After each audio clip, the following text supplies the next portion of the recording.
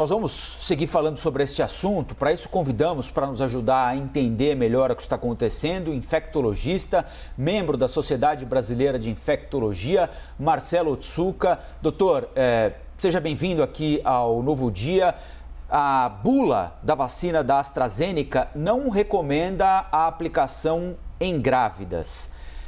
Quais são os riscos da aplicação de uma vacina que não tem na bula recomendação para que ela seja aplicada em grávidas, aplicada em gestantes? Essas gestantes correm algum risco relevante? Bom dia. Bom dia, prazer estar com vocês. Bom dia, Colombo, Luciana, Elisa. É interessante a gente entender que não é que você não recomenda, é que não existe estudo em gestante ainda, tá? A partir do momento que existirem estudos, pode ou não ter a recomendação. Então, como não existe estudo em gestantes, a princípio, nesse momento, não é recomendado, tá? Mas não é que é uma contraindicação. Algumas sociedades, por exemplo, o próprio CDC americano, pelo risco da doença, do aumento de óbitos em gestantes, eles até recomendam que possa ser feita assim a vacina em gestantes. É um cuidado que a gente tem que ter, precisa ter sim análise nessas gestantes, precisa ter o segmento dessas gestantes que eventualmente foram vacinadas e nem sabiam que estavam grávidas, para que a gente possa ter noção, acompanhar direitinho o que acontece com elas. Doutor, ainda analisando aqui um pouquinho mais das informações que foram divulgadas até então em relação à imunização de gestantes, o Ministério da Saúde, assim que divulgou uma nota técnica, ele foi bem alinhado também com a própria bula da vacina de Oxford AstraZeneca, e a bula diz exatamente isso: este medicamento não deve ser utilizado por mulheres grávidas sem orientação médica. Então, a bula indica que cada gestante tenha de conversar com o seu médico. E o Ministério da Saúde também reforçou que gestantes que tenham comorbidades que discutam com os seus médicos para ver a possibilidade de vacinação. Então, gestantes que tenham diabetes, que tenham obesidade, hipertensão. Essa janela que fica aberta, isso é muito natural para a imunização de qualquer doença, doutor? Que a gestante possa conversar com o médico e cada caso seja individualizado? Sim, é fundamental que isso aconteça. Às vezes nós pensamos os fatores de risco que essas gestantes têm, de hipertensão, de diabetes, de problemas cardíacos, de problemas pulmonares, e nessas situações o benefício da vacina para a proteção por Covid, ela é muito importante. A gente sempre tem que pensar, quando a gente fala de vacina em gestante, os problemas que a vacina pode provocar para o feto também. A princípio, como são vírus mortos que nós utilizamos, né, vírus inativos, ou mesmo nos Estados Unidos, como a Moderna e a Pfizer, que são vírus, na verdade são partículas do vírus, RNA do vírus, né? A gente sabe que a chance de ter problemas para o feto é praticamente inexistente. Isso requer estudos, lógico. Mas, então, teoricamente, é uma vacina que deve ser segura também para o feto. Então, a gente tem que pesar muito as indicações nas gestantes. E, para isso, a gente precisa acompanhá-las. Doutor, a gente está vivendo, e eu peço a gentileza que o senhor traga aqui um panorama geral da nossa situação, porque é um momento difícil agora. Muitas gestantes, inclusive, estão deixando de acompanhar o pré-natal como deveria por conta da pandemia, por conta de não sair de casa e não se infectar com o vírus. E a gente tem aí um momento de maior internação de gestantes e puérperas, né? Pessoas que tiveram filhos recentemente, e mortes. Já temos casos de gestantes que conheceram filho um mês depois por conta de ficar internado com Covid. Qual deveria ser a decisão equilibrada nesse momento para quem está nos assistindo e está grávida e precisa tomar vacinas? Bom, a gente tem que entender que hoje a melhor maneira de prevenção é você tomar as medidas de higiene adequadas, distanciamento, uso de máscaras, higiene das mãos. As pessoas que eventualmente têm qualquer sintoma respiratório, qualquer sintoma clínico, elas devem ficar afastadas das gestantes. Então, o primeiro ponto é esse: você tem que proteger as gestantes, porque elas sim estão tendo uma maior taxa de mortalidade, o que nós não queremos de maneira nenhuma. Tá? Então, nós temos visto sim mais gestantes indo a óbito e tendo quadros graves. Então, a primeira medida é a prevenção. Passado isso, a gente tem que pesar também as situações de risco. São gestantes que têm alguma outra doença de base, talvez caiba aqui fazer a vacina para elas e um segmento adequado. Isso é fundamental ser feito sempre deve ser acompanhado com muito carinho, com muito cuidado essas gestantes. Tá? Mas voltamos a dizer, a principal maneira é evitar a transmissão, ou seja, evitar o contato, a distância, o uso de máscaras, continuam valendo mesmo quando vocês já tomaram a vacina. Doutor, a gente tem noticiado aqui, provavelmente o senhor já ouviu isso também, uma certa rejeição de alguns brasileiros à vacina da AstraZeneca Oxford.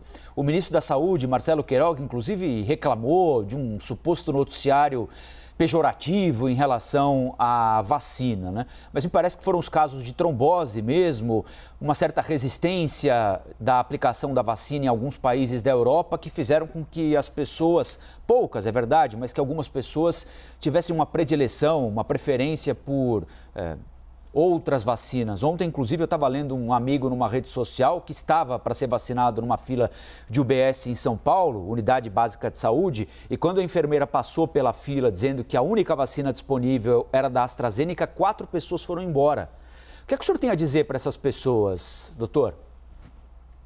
Bom, todas as vacinas, elas passam por testes muito específicos para aprovação inicial. É lógico que existe o risco de problemas depois da vacina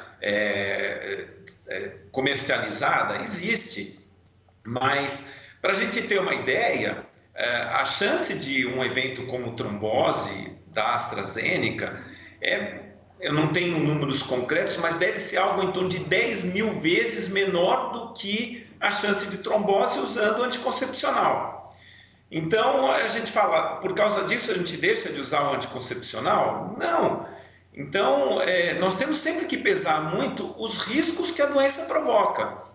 A gente tem que entender que quem pega a infecção, o coronavírus, e tem um quadro grave, gira em torno de 10, 15% a chance de ter eventos tromboembólicos, que é muito superior ao que, por exemplo, a vacina provoca.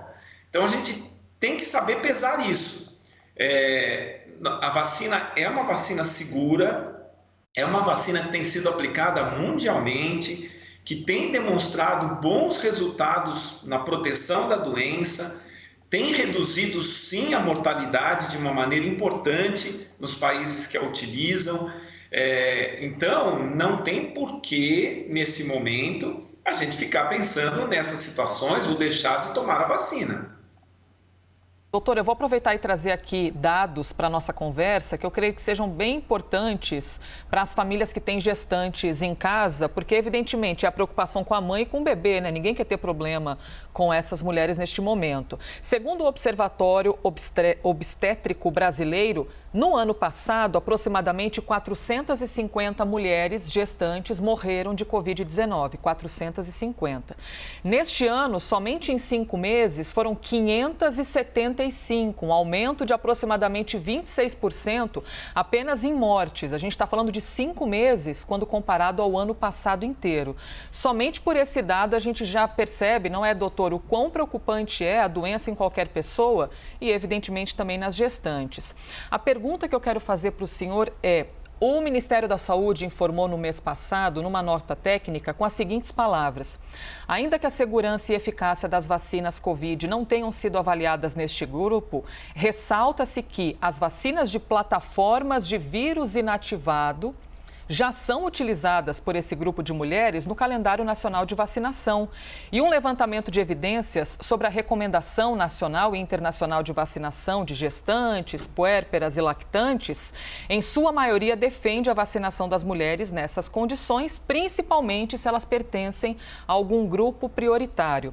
Doutor, vacina com plataforma de vírus inativado. O que seria isso exatamente e por que é que essa informação nos traz alguma segurança?